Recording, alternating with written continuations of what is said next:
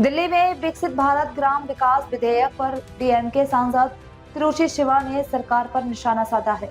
उन्होंने कहा कि गरीबों खासकर महिलाओं को लाभ देने वाली योजना को बदलकर राज्यों पर 400% बोझ डाल दिया गया है और मजदूरी में भी कटौती की जा रही है।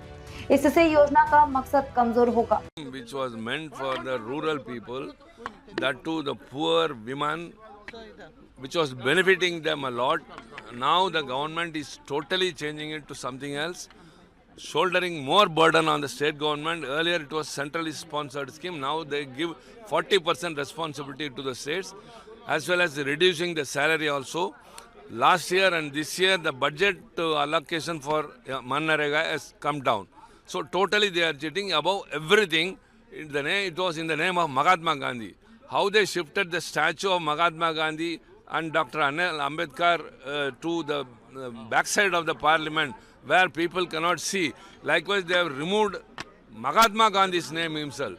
Because Gandhi, without Gandhi, there is no freedom. That is a total belief in this country. Because of him, it took a momentum. Though freedom movement was there, it took a momentum after him. And people are celebrating across the world. Even in Britain Parliament, we are having Gandhi statue. But here in Indian Parliament, his statue is hidden somewhere. And now the scheme which bore his name has also been removed. So we agitated it not only against that. This bill has to be referred to a select committee. And the select committee will scrutinize the bill. And after hearing the stakeholders and deeply scrutinizing it, you can bring the bill and we will help it.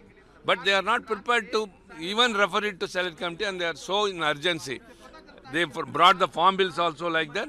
Later they were compelled to repeal it. So also the same will happen to this. We are totally against this. Since they didn't even yield to select committees referring, we all staged the walkout.